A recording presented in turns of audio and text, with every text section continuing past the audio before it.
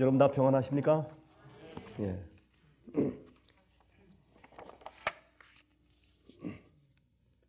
우리 숨질 때까지 주께로 나갑니다. 그런 우리 찬송을 불렀는데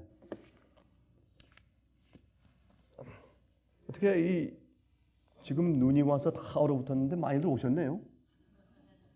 저는 혼자 좀 녹화를 할까 했더니 그래도 많이들 오셨네. 참 반갑습니다.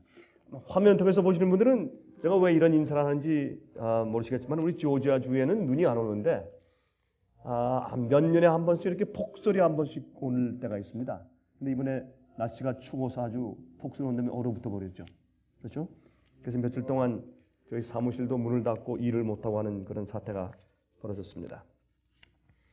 전 이번에 더운 곳에 갔다가 열대지방에 갔다가 또 추운 곳에 갔다가 요즘에 그 한국은 지금 제일 추울 때죠. 그렇죠?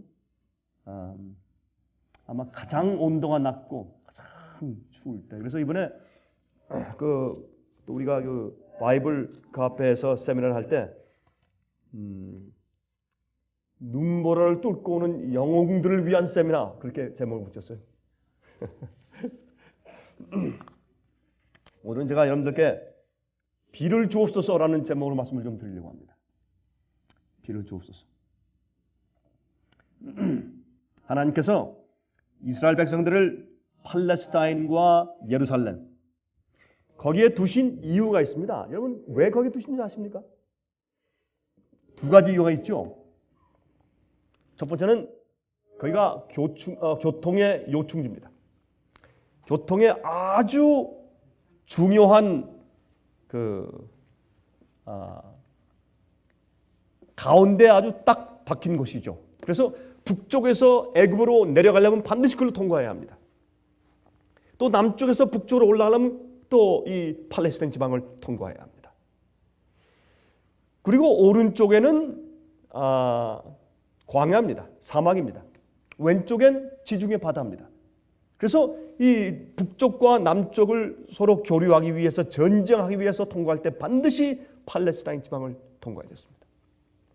그래서 그것은 정말 하나님께서 당신의 백성들을 가나안 땅으로 만드시고 거기에 이제 박아두시고 전도하시기 위해서 정말 아주 중요한 전략 요충지였습니다.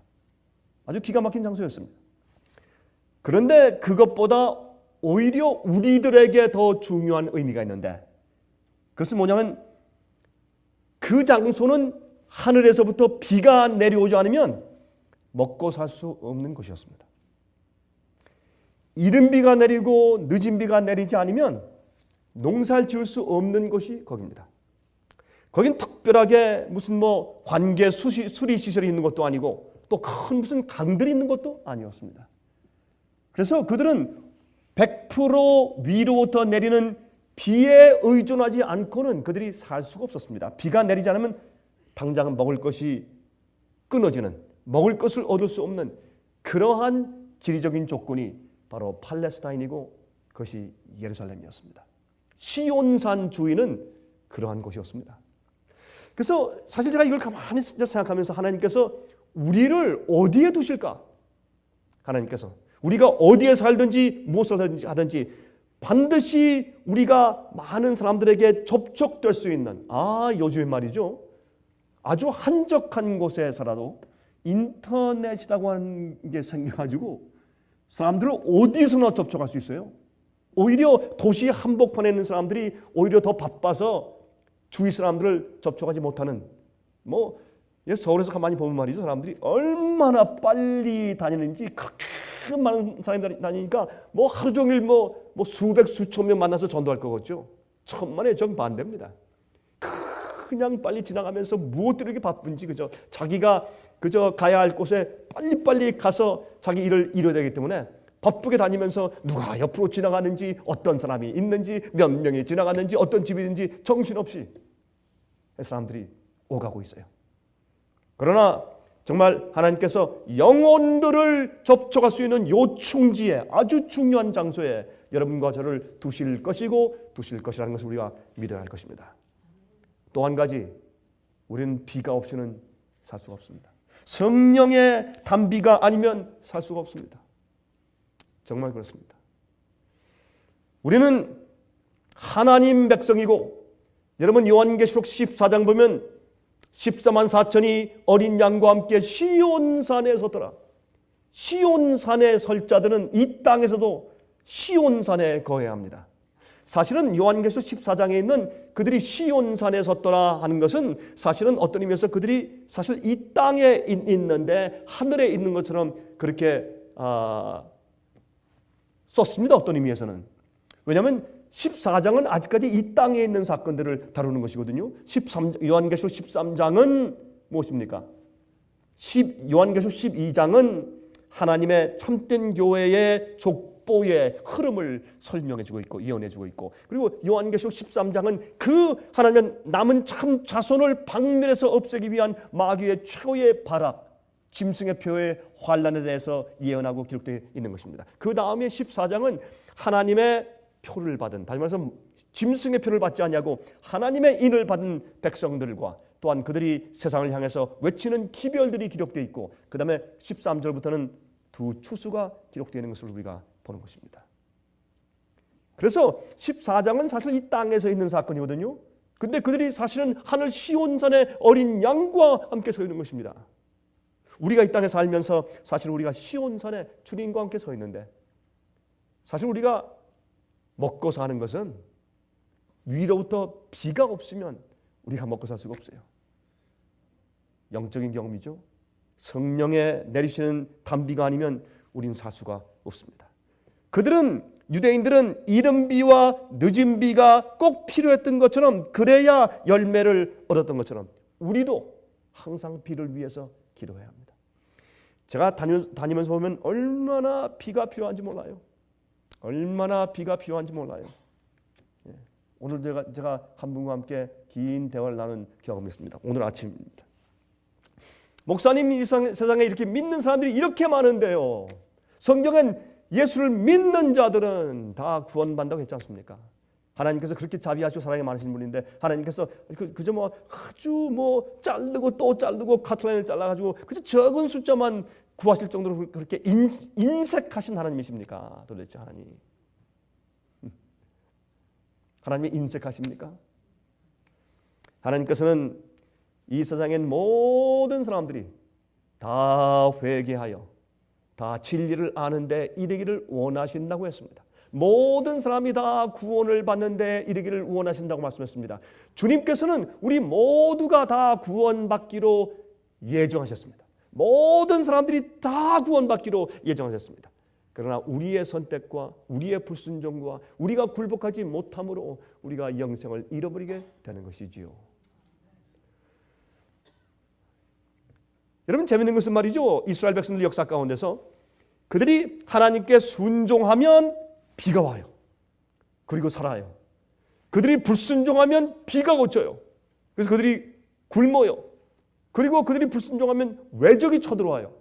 그래서 여러분, 성경에 보면, 특별히 구약 성경에 보면 그들이 하나님의 말씀대로 따라 사는 것과 불순종하는 것과 비와 직접적인 관계가 있는 것을 알 수 있고, 그렇게 성경에 기록되어 있는 것을 우리가 봅니다.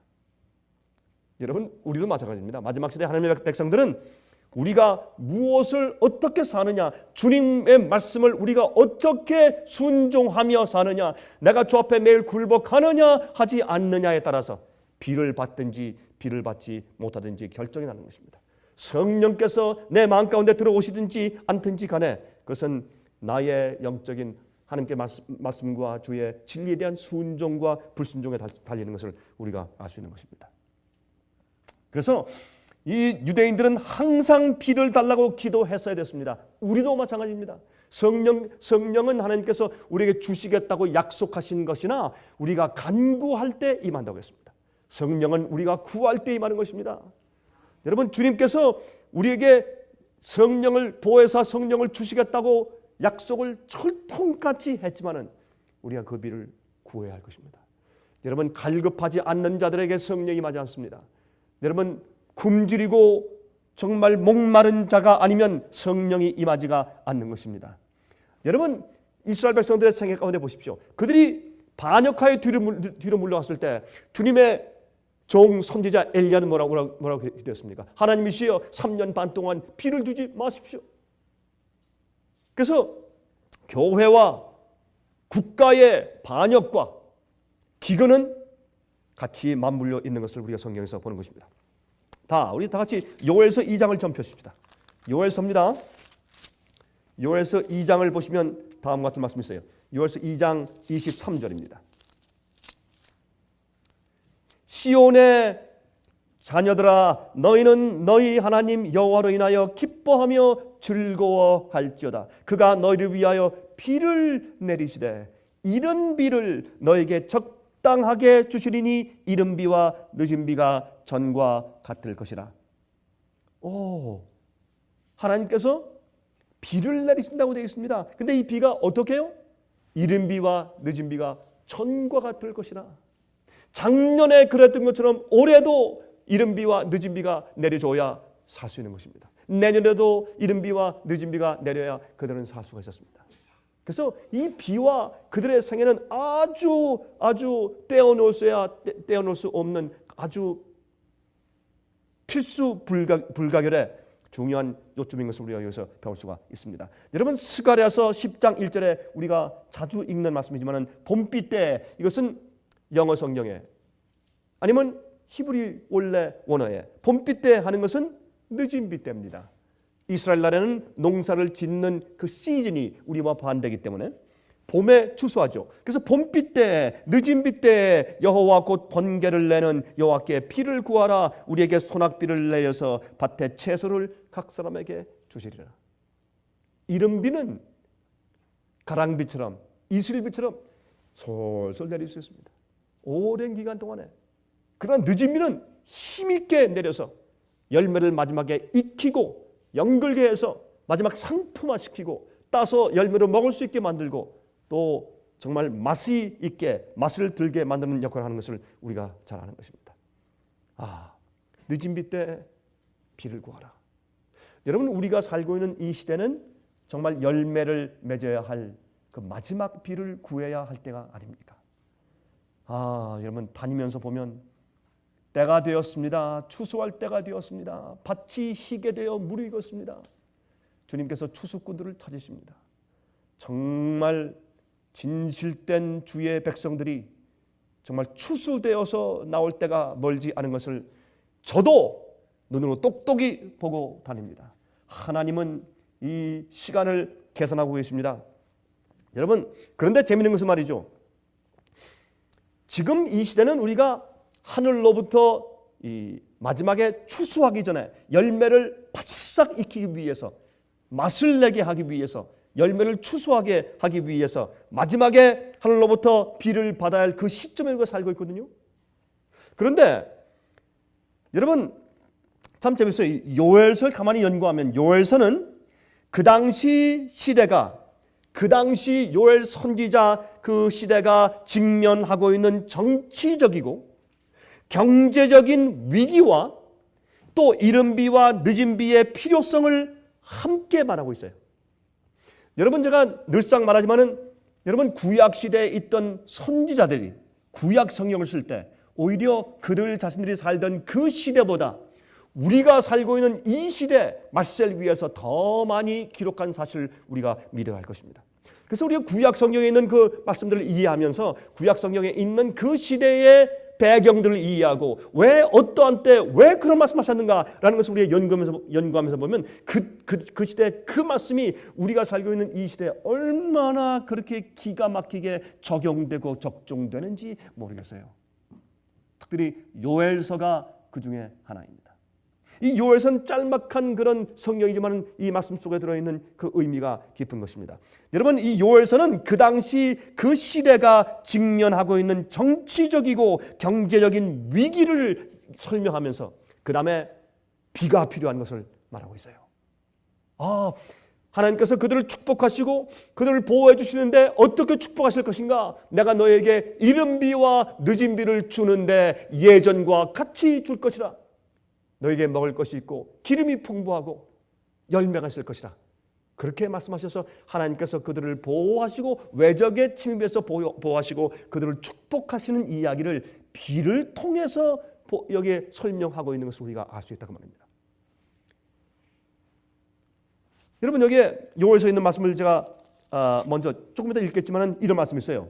1장 4절 보면 팥종이가 남긴 것을 메뚜기가 먹고 메뚜기가 남긴 것을 느시 먹고 느시 남긴 것을 황축이 먹었도다. 다시 말해서 여러분, 이 네 가지는 메뚜기의 종류들이에요. 메뚜기가 한 종류가 와서 먹고 지나가면 또 한 종류 때가 와서 먹고 완전히 씨도 없이 싹 말라서 전부 다 먹고 가버리는, 기근도 이런 기근이 없어요. 기가 막힌 경제적인 파탄을 여기서 적고 있습니다. 그런데 또 여기 보면 굉장한, 이 뒤에 보면 정치적인 위기, 바벨론이 쳐들어오는 위기, 또 그 나라가 정말 아주 어렵게 되어 있는 위기, 그런 위기를 여기에 적고 있어요. 심지어 씨를 심으면 씨가 땅 속에서 흙덩을 속에서 썩어버려요. 나기도 전에. 이제 그러한 입장을 여기서 묘사하고 있습니다. 여러분이시여 아십니까? 이제 이 세상에 기근이 옵니다. 이건 보통 기근이 아닙니다. 여러분, 다니면서 보면 이구동성으로 그 말을 합니다. 어느 나라에서든지 정직한 교수들, 정직한 학자들, 경제학자를 말하는 것입니다. 정직한 정치인들은 이구동성으로 똑같은 말을 하고 있습니다. 여러분, 이 미국에 있는 론 폴이라고 하는 그런 하원 의원이 있습니다. 텍사스주에서. 그의 아들이 켄터키주에서 요새 랜디 폴이라고 상원 의원에 당선된 지가 얼마 안 됐죠? 그렇죠? 11월 2일 그때 선거할 때 당선되어서 아들은 상원 의원, 아버지는 오래된 베테랑 하원 의원이 되었습니다. 근데 이 두 사람이 부자가 똑같이 큰 소리를 외칩니다. 빨리 우리 미국 사람들은 준비하십시오. 정치가 말도 듣지 말고, 괜히 비유 맞추는 이런 학자 이야기도 듣지 말고 정직한 사람들 얘기 들으십시오. 이제 미국에 기근이 옵니다. 경제적인 큰 기근이 옵니다. 그걸 말을 해요. 근데 제가 그걸 좀 들으면서 이 요엘서에 있는 이런 경고하고 참 비슷하다, 그런 생각을 제 마음 가운데 하게 되었습니다. 여러분, 참 재밌어요. 작년도, 이제부터 벌써 작년이네요. 작년이라고 말해야 되겠네. 12월 31일 날, 며칠 전이지만 12월 31일이 작년도에, 작년도 말일 밤 미국 알칸사스 강에서 20마일 정도의 길이로 수많은 물고기들이 뜨면서 떼죽음을 했습니다. 많은 사람들은 이것은 흉조다, 길조가 아니라 정말 흉흉한 흉조다, 그렇게 말을 했습니다. 특별히 드럼피쉬. 여러분, 드럼피쉬는 좀 이게 통통하고 좀 큽니다. 그 드럼피쉬의 종류의 고기들이 그냥 수만 마리가 그냥 갑자기 몰살해 버렸습니다. 누가 뭐 약을 친 것도 아닌데 왜 그럴까요? 사람들이 이상하게 생각했습니다. 그리고 이 미베 알칸소에는 똑같은 주인데 이 블랙버드, 까마귀는 아닙니다. 검은 색깔의 검은 새들이, 블랙버드가 수천 마리가 날아가다가 그냥 툭 떨어졌어요. 마치 무슨 우박에 떨어지듯이 날아가다 두두두둑 떨어져서 그냥 뭐 이런 뭐 길거리나 아니면 아스팔트 같은데 그냥 쭉 이렇게 깔려 있는 것을 사람들이 보고 깜짝 놀랐습니다. 12월 31일 날. 그래서 사람들이 흉도다, 예수 믿지 않는 사람들은 참 불길한 그런 예감이다, 그렇게 이제 말들을 하기 시작했죠. 참 이상하죠? 왜 이런 일이 생길까요? 이유를 알 수 없어요. 그리고 플로리다 주에서는 말이죠, 많은 고기들이 이 강에서 떠서 죽는, 정말 아주 긴 그런 강에 정말 이렇게 가라앉는 게 아니라 정말 하얀 배를 드러내고 쭉 떠서 죽는 그런 이상한 일이 하루 동안 작년도 마지막 날에 있었습니다. 어떤 사람들은 이것은 군부대의 비밀 생화학 무기의 테스트일 가능성도 있다고 그 이유를 제기하는 사람들도 제가 신문에서 보았습니다. 여러분, 제가 이런 사진들을 다 가지고 있어요. 그 사진을 보면서 참 이상했습니다. 그 참 별일도 다 있다. 여러분 2011년도에 세계 투쟁의 초점이 될 지역들 좀 볼까요? 미국과 러시아, 중국. 여러분 지금 미국과 러시아 간의 START라고 하는 그런 무기 협정을 지금 맺었죠. 근데 하도 미국에서 지금 막 이미 협정을 맺었는데 국민들과 국회의원들 가운데 반대하는 소리가 막 일어나니까 지금 러시아가 좀 주춤하긴 했지만은 그런 이것은 뭐냐면 START. 그래서 이 뉴클리어 핵 무기들, 핵 탄두들을 갖다가 줄이는 겁니다. 우리가 50개 줄인다. 너희도 50개 줄이라. 우리가 100개 줄이면 너희도 100개 줄이고 이렇게 줄이라는 겁니다. 근데 미국에서 반대하는 사람들 얘기는 우린 줄이지만 러시아 사람들은 안 줄인다. 줄이는 것처럼 하니까 속지 마라. 우린 힘이 있어야 그게 파워다. 우리 무기가 있는 것이 파워다. 이제 그렇게 하는 사람들이 있어요. 여러분 여러분 또 중국. 여러분 이 중국과 미국 사이의 이 텐션. 요즘에 이거 중국에서 스텔스키 만든 거 아시죠? 여러분 이 스텔스키는 레이더에도 안 잡혀요. 그 만든 게 특수 재료이기 때문에 그건 강철로 만든 게 아니에요. 예? 스테인리스들도 아니에요. 그건 뭐 노스로 만든 것도 아닙니다. 그렇기 때문에 그는 빨리 갈 때 아주 낮게 뜰 수 있으며 굉장히 빠르기 때문에 레이더에 걸리잖아요. 아주 이 비행기 가운데서는 가장 무서운 비행기입니다. 그런데 중국에서 요새 그것을 만들었습니다. 미국도 놀랐습니다. 자, 그리고 이 미국과 중국의 서로이 맞물려서 지금 굉장한 그런 신경전을 벌이고 있는데 그 신경전을 벌이고 있는 양상이 지금 어디에서 벌어지고 있습니까? 한국 땅에서 벌어지고 있습니다. 이게 또 문제입니다. 여러분 6.25 사변 당시에 꼭 그랬습니다. 지금이 아주 비슷한 상태입니다. 그래서 요즘에는 말이죠. 한국 사람들이 좀 정상을 했습니다. 지금까지 참았는데 이젠 뭐 죽든지 한번 붙어라. 뭐 이런 심정을 가진 사람들이 한국 사람들이 대다수입니다. 하도 많이 당하니까. 그렇죠? 자, 위기입니다. 정치적으로 세상이 위기일 수밖에 없습니다.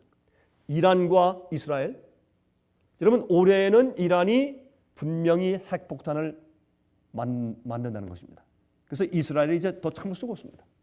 근데 문제는 이스라엘이 또 가지고 이란에 있는 그 원자로 시설, 원자력 발전소 시설 가서 쳐야 되는데 그게 여러 군데 흩어져 있습니다. 그러니까 비행기가 한꺼번에 떠서 쭉 빨리 가가지고 폭격을 하고 돌아와야 할 텐데 돌아올 때 기름이 문제입니다. 연료를 공급받을 수가 없습니다. 가는 가는데 그러면 오다가 떨어져 죽는 거 아니겠습니까? 전투기들이. 근데 올 때 어디 가서 쉴 곳이 아니면 급유를 하기 위해서 내릴 곳이 없는데 왜? 돌아올 때 전부 다 아랍 국가입니다. 그러니까 이란을 치고 돌아올 때 아랍 국가에 내려서 무슨 기름을 좀 보조받고 올 것입니까? 그럴 수가 없는 것입니다. 그래서 굉장히 전전긍긍하는데 그게 해결돼 버렸습니다. 갔다가 오지도 않습니다. 공중급유도 아니고 상당히 정치적으로 세상에 좀 문제가 있는 것을 알 수 있습니다. 여러분 또 한 가지 문제가 생겼습니다. 여러분 그거 기억하십니까? 존 F. 케네디 대통령 때 그 당시 그 소련에서 말이죠. 원자폭탄을 어디에? 우리 바로 미국 밑에 있는 큐바에 갖다 놓기 위해서 배를 타고 원자폭탄을 싣고서 오는 중에 어떻게 했습니까? 예? 케네디 대통령이 그것 때문에 유명해졌죠. 우리가 오기만 와라 우리가 쏜다 하고 강력하게 대처했습니다. 그래서 돌아갔습니다. 그렇죠? 그런 유명한 일이 있었습니다. 그런데 재미있는 것은 이 공산주의 국가, 사회주의 국가로 지금 정치하고 있는 샤베스 대통령의 여러분 베네수엘라 그렇죠? 베네수엘라가 이게 또 골치입니다. 러시아와 지금 아주 깊은 그런 외교 관계를 맺고 러시아에서 지금 그곳에 많은 미사일을 갖다가 지금 거기에 그 나라에 갖다가 쏴줍니다. 근데 여러분 미사일을 쏴주면서 거기에 원자폭탄 몇 개를 딱 섞어서 쏴주면 그러면 여러분 여기서 비행기 타면 그저 한 3시간 반이나 4시간이면 갈 수 있는 짧은 거리예요. 그런 곳에 그런 무기를 갖다가 쏴주니 어떻게 하면 좋겠습니까?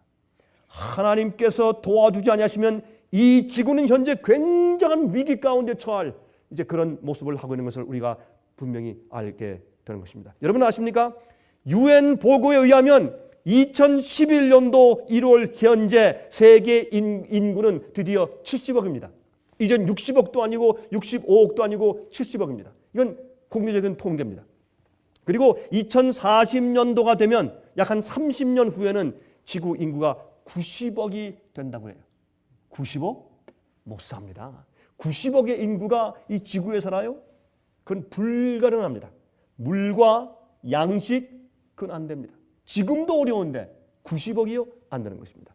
여러분, 그래서 사실 어떤 의미에서 이 세상을 한 정부 체제로 움직여야 한다, 지배해야 된다라고 믿고 추진하고 있는 사람들은 말이죠, 이 지구의 인구를 10분의 1로 줄이려고 그래요. 참 이상한 일이죠. 이건 말도 안 되고 잔악한 일 같죠. 사람들 대인종 멸살, 몰살 뭐 그런 얘기가 되겠지만, 그러나 그들에게는 심각해요. 그들은 하나님이 없는 사람들이기 때문에 예수님께서 이 땅에 오셔서 당신의 백성들을 구출하시고 이 지구를 재창조해서 새 하늘과 새 땅을 만드실 것에 대한 믿음이 없는 사람들이니까 당연하죠. 그들은 이 땅의 인구를 10분의 9를 줄여야 돼요.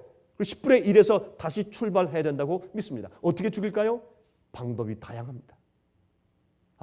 그러므로 여러분, 어떤 의미에서 이 지구 전체가 요엘서에 나온 그런 내용처럼 정치적인 위기, 경제적인 위기에 휩싸여서 우리가 지금 살고 있는 것을 알 수 있습니다. 그런데 보세요. 교회들에게 뭐가 없습니까? 비가 없습니다. 이른 비가 없고 늦은 비가 없어요. 성령이 없어요. 그렇죠? 성령이 없어요. 사람들이 아주 빼짝 메말랐어요. 얼마나 헐떡이며 얼마나 목말라 하고 있는지. 정말 말씀을 찾는 자들은 정말 헐떡이면서 목말라 하고 있는 것을 우리가 보게 되는 것입니다. 여러분, 또 2010년도에 미국 국회에서 마무리 지연한 일이 있는데, 그것은 농사법 개혁안입니다.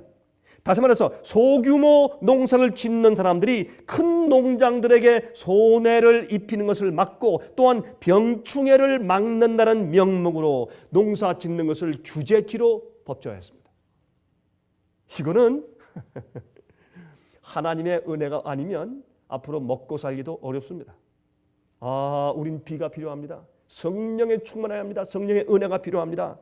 여러분, 그래서 앞으로 씨도 마음대로 구할 수가 없습니다. 한국에 있는 뭐 흑농씨, 뭐 종려씨, 뭐 이런 것들도 전부 다 이제 몬산토 회사가 세계적으로 씨 회사를 전부 다 장악해버렸기 때문에 이젠 씨도 마음대로 구할 수가 없습니다. 토종씨를 구하기가 아주 어렵게 되어버렸습니다. 요즘에는 우리가 시장에서 씨를 사서 이제 작물을 키운 다음에 거기서 나는 씨를 가지고 또 심으면 그 다음엔 안 나죠. 예? 이것이 요즘에 씨에 대한 우리의 형편입니다. 무엇을 의미할까요? 여러분, 여기에 있는 그 요엘서에 보면 이 요엘서에 있는 그 당시의 정치적이고 경제적인 그런 위기 때에 하나님께서 이 비에 대해서 말씀하신 것이 얼마나 의미심장한지, 바로 우리가 사는 이 시대가 옛날의 요엘 시대하고 아주 비슷한 것을 우리가 보게 되는 것입니다. 여러분, 지구의 기후의 악화를 좀 보실래요? 제가 말할 수가 없죠. 자, 필리핀에도 가보니까 뭐 굉장하네요. 거기도 얼마나 심한지. 그리고 그 따뜻한 나라에 어떤 데는 춥대요. 제가 거기에서 독일에 있는 한 친구에게 계속 연락을 하는데, 제가 어떤 부탁할 게 있어서 어떤 음악을 좀 부탁하기 위해서 말이죠. 우리 인터넷 방송을 위해서 음악을 부탁하기 위해서 제가 계속 연락을 하는데, 그 친구 하는 얘기가 우리 강 목사님, 내가 좀 도와줘야 할 텐데 내가 집을 떠나서 남쪽에 와 있는데 지금 2주 반이나 내가 집을 돌아갈 수가 없습니다. 집을 못 갑니다. 아니, 뭐 누가 막고 있어? 뭐 차만 타면 가는데 왜 집을 못 가요? 그랬더니 말씀하십시오. 이 독일에 지금 기후에 문제가 생겼는데 하루는 폭설이 와가지고 영하 10도 꽁꽁 얼었다가 그 다음 날은 영상 10도 다 녹아가지고 또 질퍽해서 가려고 하면 그날 밤에 또 영하 10도 또 꽁꽁 얼어버리고 그 다음날 또 영상 10도 녹으려고 하면 그날 밤에 또 영하 10도 꽁꽁 얼어버리고 갈 수가 없습니다. 내가 2주 반 동안 꽁꽁 묶여 있습니다. 이게 지금 현재 독일의 상태입니다. 여러분, 우리만이 아니에요. 이 세상 전체가 몸살을 앓고 있어요. 여러분 이 이유 가운데 하나가 뭔지 아십니까? 이게 man-made disaster입니다. 사람이 이렇게 만들어 놓았다고 우리가 생각을 합니다. harp란 기계가 있죠. harp. 사람들이 키는 이 하프 무슨 뭐 그런 악기가 아니라 harp라는 기계는 H-A-A-R-P. harp는 그것은 어떤 wave 전파 교란하는 그런 기계로 시작됐는데 이것이 이 지구를 돌고 있는 기류를 변화시켜서 어떤 곳엔 비가 많이 오고 어떤 곳엔 비가 오지 않고 어떤 곳에는 지진이 발생할 수 있도록 만들고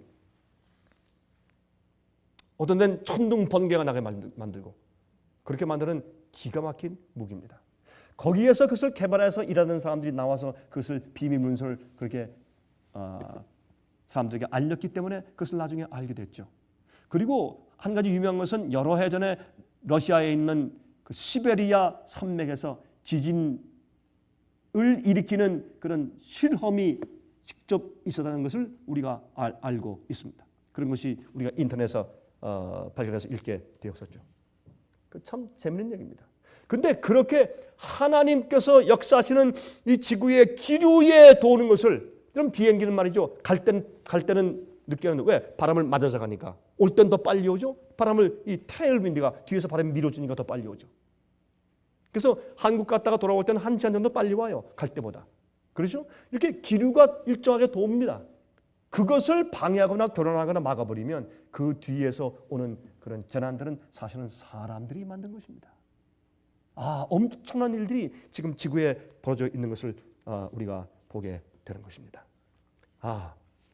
여러분 신종플루가 다시 시작됐죠.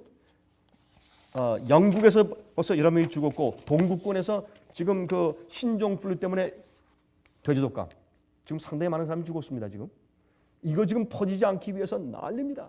굉장히 방역을 하고 굉장히 조심하죠. 이번에 걸리면 죽는다는 겁니다. 이번에 걸리면 한 7, 80%가 치사랑이죠. 한 70, 80%가 죽는 것입니다. 말씀드렸다시피 지난번에 말씀드렸지만 신종플루는 한번 퍼지다가 멈추고 끝나는 것 같았습니다. 근데 다시 시작됩니다. 주의해야 합니다. 앞으로 여행을 못하게 될 그런 시기가 올지도 모르겠습니다. 참 아주 흥미있는 시대를 살고 있어요. 지금 말이죠. 한국에요. 구제역 굉장합니다. 150만 마리 소, 돼지들이 살처분 당하고 나중에 이제 안락사하는 주사위가 없으니까 그냥 때로 그냥 생매장해서 말이죠. 막 그냥 이렇게 흙을 갖다 묻는데 그냥 흙이 막 들썩들썩하고 산채로 동물들을 묻었으니까. 그러니까 자기들 식구들처럼 애지중지 키우던 그 농장 주인들이 그냥 땅에 엎드려 막 땅을 치며 울고 그런 모습들. 우리 그 직원 가운데 어떤 한 직원은 바로 그런 구제역이 생긴 그 동네에 살았어요. 근데 나올 수가 없어요. 도로에 쫙 이렇게 바리케이드를 치고 들어가지도 못하고 나오지도 못하고 동물의 병이 생기니까 완전히 교통을 차단하는 거예요. 나오려면 말이죠. 나올 때 그 구제역 뿌리는 그죠 방역 살포하는 거 그걸로 온 몸에 쫙 뿌리면 가슴이 다 답답하대요. 그거 맞아야 돼 나와요. 그리고 또 나와서 들어갈 때 또 그 다 뿌리고 가슴에 다 허역이고 다 또 맞고 또 집에 들어가야 되고. 여러분 장난이 아니에요. 한국이 난립니다 지금 구제역 때문에. 그러니까 요즘에 그 한국에서 말이죠. 정부에서 이건 먹는 데는 괜찮습니다. 사람이 괜찮으니까 먹으십시오. 그래가지고 여러분 그 구제역 걸렸던 아니면 구제역에 의심이 있더라도 그것들 잡아가지고 그냥 먹는 시식들을 하느라고 그러면 시의원들이 나와서 우리가 먼저 먹습니다. 공짜로 막 나눠주고 말이죠. 좀 그런 것을 제가 보았습니다. 올해는 미국의 경제가 폭락할 것이라고 합니다. 여러분 미국 달러가 세계 유일한 World Reserve Currency입니다. World Reserve Currency가 뭐냐 하면 세계의 기초 통화량이죠.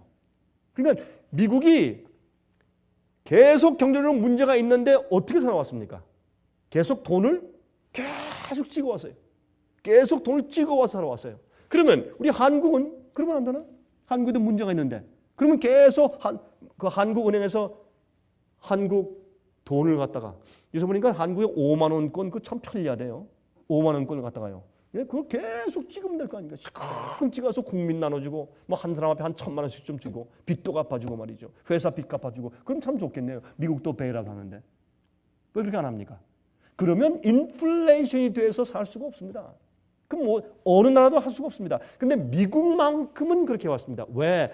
미국의 이 그린 달러는 세계의 무역의 통화 기초량이기 때문에 그렇죠? 그렇기 때문에 미국만 그렇게 할 수가 있었습니다. 그런데 미국은 지금 빚더미에 앉아있기 때문에 사람들이 그것을 압니다. 더 이상 이 미국 달러를 가지고 국제통화기금으로 삼지 않습니다. 얼마 전에 신문에서 봤죠? 러시아와 중국이 이제부터 우리가 무역할 때 우리는 우리 돈으로 주고받읍시다. 우리 서로 달러 주지 맙시다. 이렇게 했어요. 오펙 컨트리 산유국에서 우리가 오일을 줄 텐데 이제 우리 오일만으로 달러 주지 마십시오. 라는 나라가 점점 생겨나기 시작했습니다. 이건 무슨 말입니까? 이제는 미국이 달러를 더 이상 그렇게 찍어서 우리의 문제를 틀어막을 수가 없게 되었다 그 말입니다. 만약 이런 일이 생기면 하루아침에 달러의 가치가 어떻게 되겠습니까? 여러분들 집에 저기 아랫목에 아주 꽁꽁 이렇게 쌓아두고 땅속에 파서 묻어둔 달러들 많이 있죠. 제가 좀 웃으면서 하는 얘기입니다. 여러분 소용없습니다. 앞으로 이게 쓸데가 없는 것입니다. 자, 제가 왜 이런 얘기를 하고 있는가? 요엘서는 그 당시 교회의 황폐한 상태를 고발하는데 그 당시에 정치적이고 경제적인 똑같은 위기가 있는 것을 말하는데 지금이 그렇단 말이에요. 그리고 그 당시에 영적인 상태에 있어서 유대 교회는 이루 말할 수 없는 영적인 피폐한 상태에 처해 있었습니다. 영적으로 그들이 정말 고갈되고 파탄되어 있었습니다. 경제가 파탄된 것은 물론이고 이제 앞으로 바벨론이 쳐들어와요. 그런 형편 가운데 그들의 영적인 형편은 정말 이루 말할 수 없이 땅에 추락되어 있었습니다. 여러분 앞으로 이 세상에 영적인 바벨론이 옵니까? 옛날 예루살렘 성을 포위했던 로마 군대처럼 영적인 로마 군대가 이 세상을 둘러싸고 있습니까? 그렇습니다. 피할 때입니까? 피할 때입니다. 예수께서 말씀하신 예언에 주시할 때입니까? 그렇습니다. 우리도 요한계시록에 있는 예언에 주시할 때입니까? 그렇습니다. 지금도 정치적인 위기가 있습니까? 그렇습니다. 경제적인 위기가 있습니까? 그렇습니다. 교회들이 영적으로 메말라 있습니까? 그렇습니다. 영적으로 죽어 있습니까? 그렇습니다. 위기 가운데 있습니까? 그렇습니다. 정치적으로, 경제적으로, 영적으로 다 위기 가운데 있는 것은 요엘서나 지금 우리 시대나 꼭 마찬가지라 그 말입니다. 자, 요엘서 1장 2절부터 있는 말씀을 제가 몇 줄 읽겠습니다. 늙은 자들아 너희는 이것을 들을지어다. 땅의 모든 검이나 너희는 귀를 기울일지어다. 너희의 날이나 너희의 열조의 날에 이런 일이 있었느냐?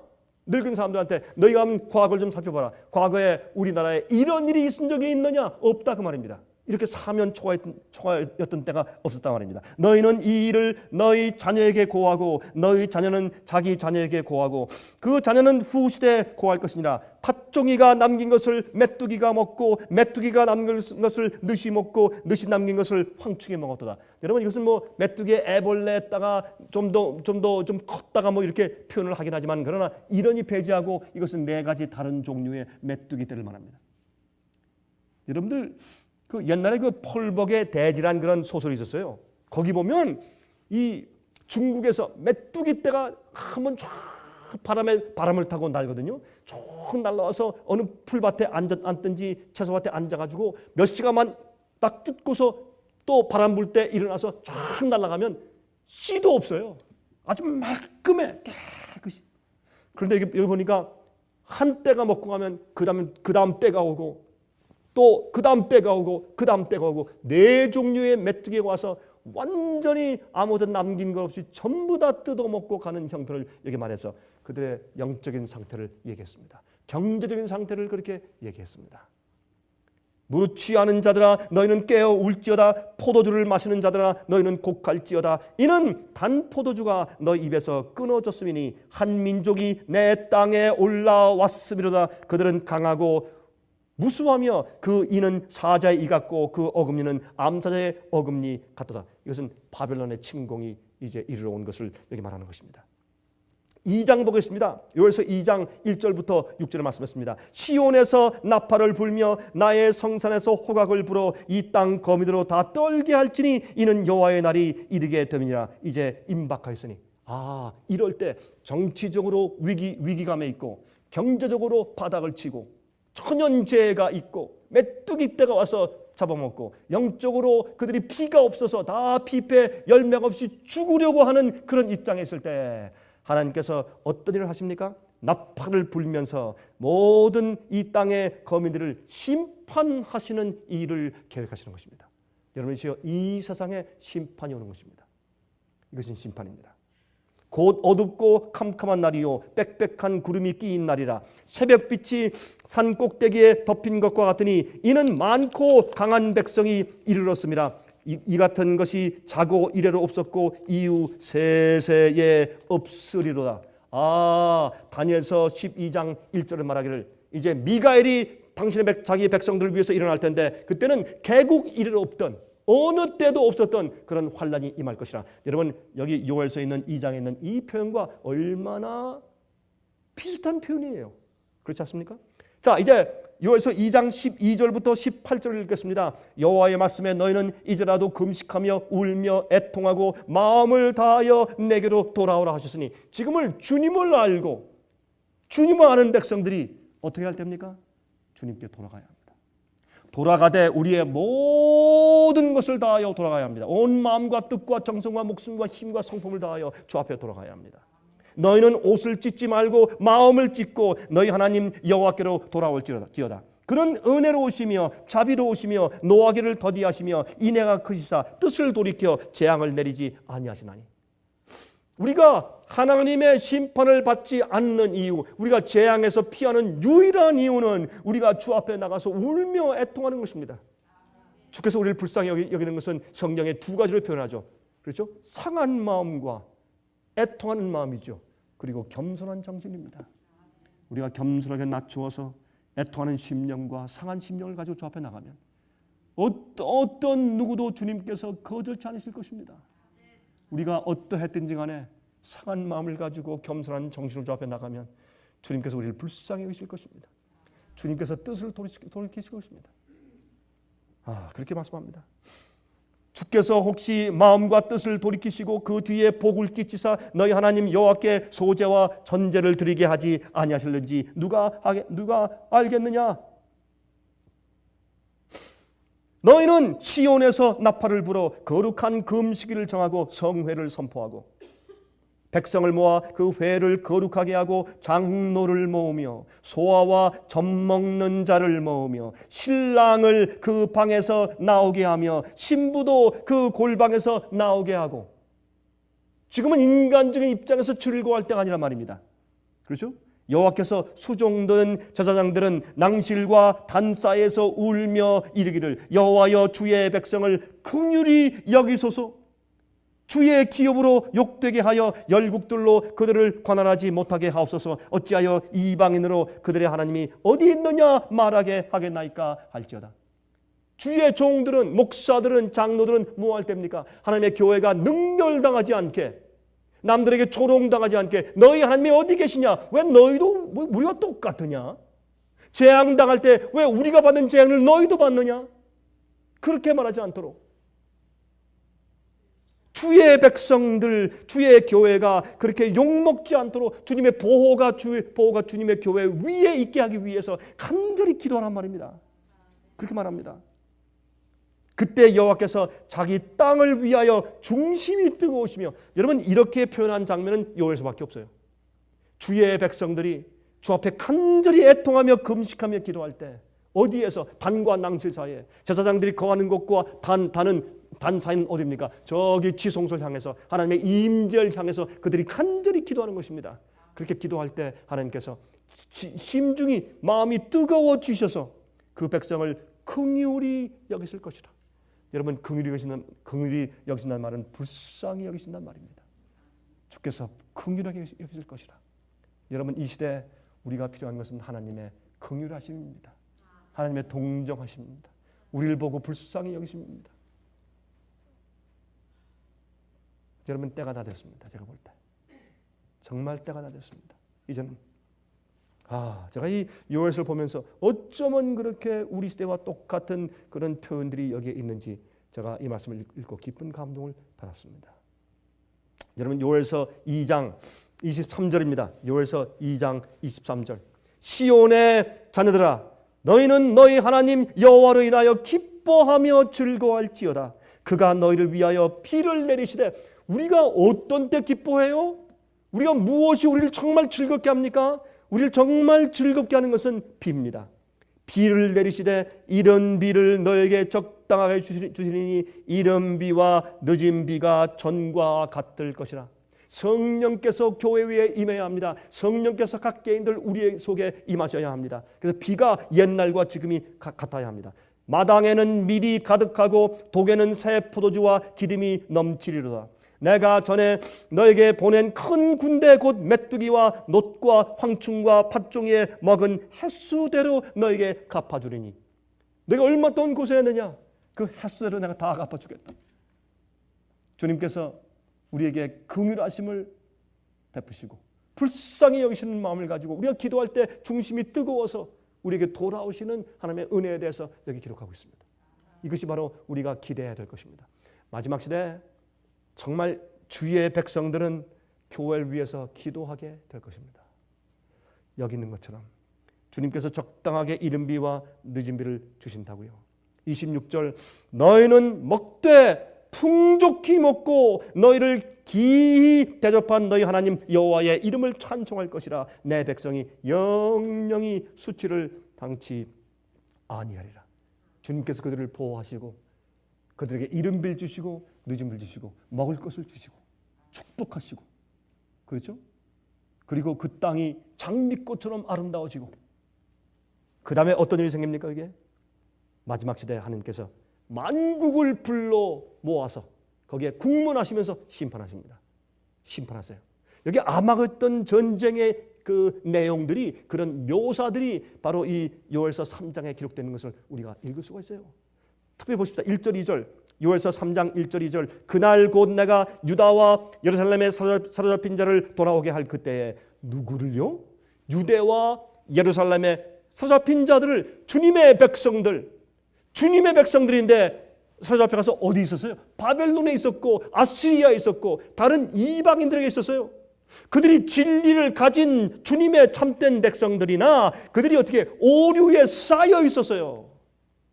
요한계시록 18장은 내 백성아 거기서 나와 그들의 죄에 참여하지 말고 그 받을 재앙을 받지 말라고 주의 백성들을 골라내시는 부르심이 요한계시록 18장에 기록되어 있지 않습니까? 여기 보세요.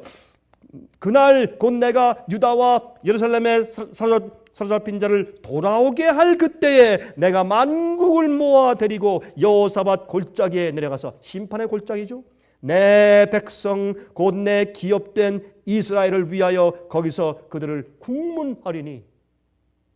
거기서 주의 백성들을 정결케 하고 악한 나라들은 주께서 심판하시고 그들을 치시고 멸망시키는 마지막 전쟁을 하시는 것입니다. 이 세상의 모든 백성들이 여기 다 포함되어야 합니다. 주의 백성들은 그 고난을 통해서 정결케 되어서 나오고 부름받아 나올 것이고, 그 다음에 주님의 심판을 통해서 많은 악인들이 죽임을 당하고 많은 나라가 패망하게 될 것입니다. 그것을 요한계시록 16장에는 여러분, 사탄이, 마귀가, 새 더러운 개구리 같은 영들이 많은 왕들과 백성을 다 모아서 아마겟돈이라고 부르는, 히브리음으로 아마겟돈이라고 부르는 곳으로 다 모아가더라. 어떤 날에? 여호와의 큰 날에, 여호와의 큰 날 전쟁을 위해서 그랬습니다.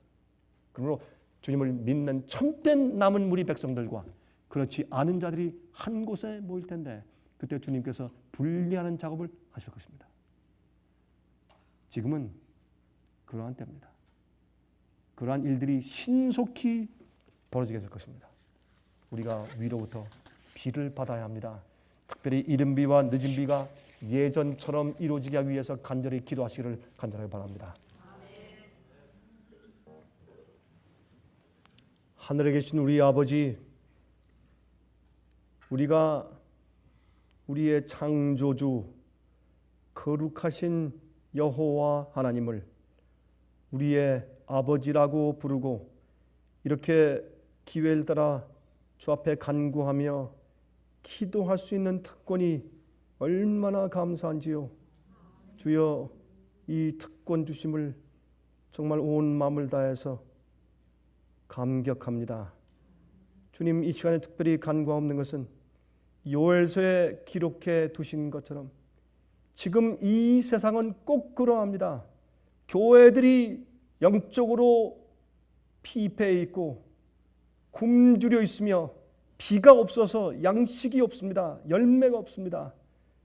주여, 이렇게 해서 마치 가축이 물이 없어 뜯을 풀이 없어서 유리방황하고 우는 것처럼 주의 백성들이 그런 형편 가운데 있습니다.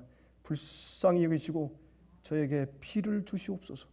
진정한 회개의 경험을 하게 하시고 아버지, 이른 비와 늦은 비가 저에게 있도록 하시고, 그래서 이 세상에게 포위되어 멸망당하는 옛날 예루살렘의 경험이 아니라 정말 포도주와 밀이 가득하고 피를 받아서 열매가 있고 외양간에 가축들이 있는 그런 영적인 경험들이 우리 자신들과 우리 가족들과 교회 위에 풍성하게 하시옵소서.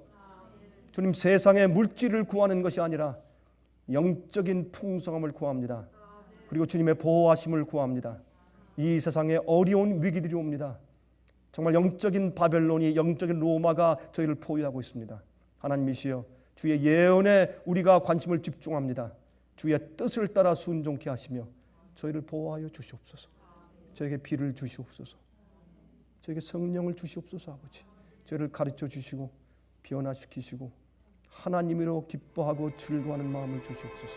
살아계신 예수 그리스도의 거룩하신 이름만 의지하여 간절하게 기도합니다. 아멘. 은혜 많이 받으셨습니까?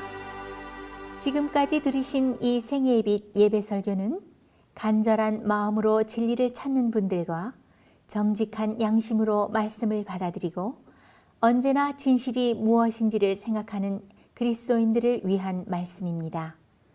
주변 가족들이나 친지들 중에 말씀을 사모하고 순결한 신앙을 갖기 소원하는 분들이 계시면 생애의 빛 예배 설교 DVD를 소개해 주시기 바랍니다.